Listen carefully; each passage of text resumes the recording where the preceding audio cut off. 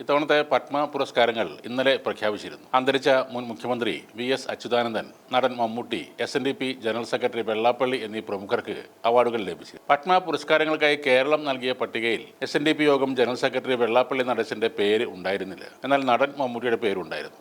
അതേപോലെ അന്തരിച്ച സഖാവ് വി.എസ്. അച്യുതാനന്ദന്റെ പേരും ലിസ്റ്റിലുണ്ടായിരുന്നില്ല. മമ്മൂട്ടിയുടെ പേര് കഴിഞ്ഞ തവണയും കേരളം ശുപാർശ ചെയ്തിരുന്നു. വി.എസ്. അച്യുതാനന്ദനെ മരണാനന്തര ബഹുമതിയായിട്ടാണ് രാജ്യത്തെ രണ്ടാമത്തെ ഉയർന്ന സിവിലിയൻ ബഹുമതിയായ പത്മവിഭൂഷൺ നൽകുന്നത്. അദ്ദേഹത്തിന് ഏത് അവാർഡ് നൽകുന്നതിലും തെറ്റില്ല എന്ന് തന്നെ കരുതാം. കേരളം നൽകിയ പട്ടികയിൽ അദ്ദേഹത്തിന്റെ പേരുണ്ടായിരുന്നില്ലെങ്കിലും പൊതുപ്രവർത്തന രംഗത്തെ അദ്ദേഹത്തിന്റെ 7 പതിറ്റാണ്ടിലധികം നീണ്ട സമാനതകളില്ലാത്ത സംഭാവനകൾ പരിഗണിച്ചാണ് കേന്ദ്രത്തിന്റെ ആദരവ്. മമ്മൂട്ടിക്ക് ലഭിച്ചത് പത്മഭൂഷണാണ്. കഴിഞ്ഞ തവണയും കേരളം മമ്മൂട്ടിയുടെ പേര് ശുപാർശ ചെയ്തിരുന്നു. 3 ദേശീയ പുരസ്കാരങ്ങൾ നേടിയ മമ്മൂട്ടിക്ക് 1998 പത്മശ്രീ ലഭിച്ചിരുന്നു. ഇപ്പോൾ ഒരേ ദിവസം തന്നെ കേരള സംസ്ഥാന ചലച്ചിത്ര അവാർഡും പത്മഭൂഷൺ അവാർഡും അദ്ദേഹത്തെ തേടിയെത്തി എന്നത് ഇരട്ടി മധുരമായി മാറുകയാണ്. സംസ്ഥാനം നൽകിയ പട്ടികയിൽ ഇല്ലാതിരുന്നിട്ടും വെള്ളാപ്പള്ളി നടേശന് പത്മഭൂഷൺ ലഭിച്ചു. സാമൂഹിക വിദ്യാഭ്യാസ മേഖലകളിൽ അദ്ദേഹം നൽകിയ സംഭാവനകൾ കണക്കിലെടുത്താണ് പുരസ്കാരം നൽകിയതെന്നാണ് പറയുന്നത്. എന്നാൽ വെള്ളാപ്പള്ളി തന്നെ പറയുന്നത് ഈ പുരസ്കാരം എന്തിനാണ് തനിക്ക് നൽകിയതെന്ന് മനസ്സിലാകുന്നില്ല എന്നാണ്. ആകെ ഈ പുള്ളി ചെയ്ത കാര്യം ചില വർഗീയ പരാമർശങ്ങൾ നടത്തി എന്നതാണ്. ചിലപ്പോൾ അതൊക്കെ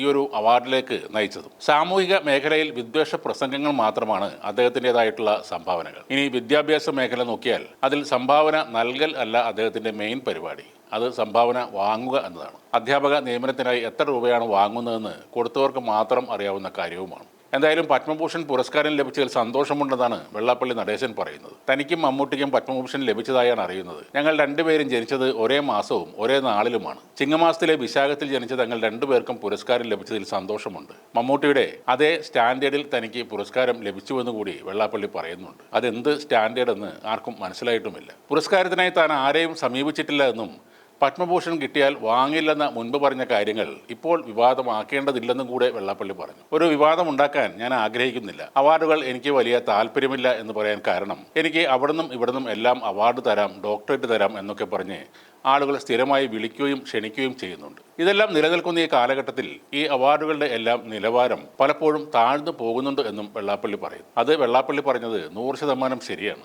ഈ അവാർഡുകളുടെ നിലവാരം വളരെ താഴ്ന്നു പോയിരിക്കുന്നു. അതിലിപ്പോൾ ആർക്കും ഒരു സംശയവുമില്ല. പുരസ്കാരം താൻ ജനങ്ങൾക്ക് സമർപ്പിക്കുകയാണ്, ഗുരുവിന്റെ പാദങ്ങളിൽ സമർപ്പിക്കുന്നു. സത്യം പറയുന്നവരെ തേജോവധം ചെയ്യുന്ന ഈ കാലഘട്ടത്തിൽ കിട്ടിയ അവാർഡിന് ഇരട്ടി മധുരമുണ്ടെന്നും വെള്ളാപ്പള്ളി പറയുന്നു. മുൻ സുപ്രീം കോടതി ജഡ്ജി കെ.ടി. തോമസിന് പത്മവിഭൂഷൺ നൽകിയിട്ടുണ്ട്. ആലപ്പുഴ സ്വദേശിയായ പരിസ്ഥിതി പ്രവർത്തക കൊല്ലക്കൽ ദേവകിയമ്മ, കലാമണ്ഡലം വിമല മേനോൻ എന്നിവർക്ക് പത്മശ്രീ ലഭിച്ചു. ജന്മഭൂമി മുൻ മുഖ്യപത്രാധിപർ പി. നാരായണന് പത്മവിഭൂഷൺ ലഭിച്ചു. കുറുമ്പ ഗോത്രവിഭാഗത്തിലെ ചിത്രകാരനായ നീലഗിരി സ്വദേശി ആർ. കൃഷ്ണന് മരണാനന്തര ബഹുമതിയായി പത്മശ്രീ ലഭിച്ചു. ഇന്ത്യയുടെ പ്രൊപ്പൽഷൻ ടെക്നോളജിയുടെ പിതാവ് എന്നറിയപ്പെടുന്ന എ.ഇ. മുത്തുനായകത്തിന് പത്മശ്രീ ലഭിച്ചു. അതേപോലെ മലയാളിയും പാലക്കാട് സ്വദേശിയുമായ കെ. വിജയകുമാർ IPSന് പത്മശ്രീ ലഭിച്ചിട്ടുണ്ട്. 20 വർഷത്തിലേറെ സത്യമംഗല കാടുകളിൽ ഭീകരത സൃഷ്ടിച്ച വീരപ്പനെ തമിഴ്നാട് സ്പെഷ്യൽ ടാസ്ക് ഫോഴ്സ് ആണ് കീഴടക്കുന്നത്. ഓപ്പറേഷൻ കൊക്കൂൺ എന്ന ദൗത്യത്തിലൂടെയാണ് വീരപ്പനെ വധിക്കുന്നത്. മലയാളിയായ കെ. വിജയകുമാർ ആയിരുന്നു ആ ഓപ്പറേഷന് നേതൃത്വം നൽകിയത്. ഇങ്ങനെയുള്ള പുരസ്കാര ജേതാക്കളുടെ ലിസ്റ്റ് എടുത്ത് നോക്കിയാൽ അതിൽ നിന്നും വേറിട്ട് നിൽക്കുന്ന ഒരു പേരായിരിക്കും വെള്ളാപ്പള്ളി നടേശൻ എന്നത്.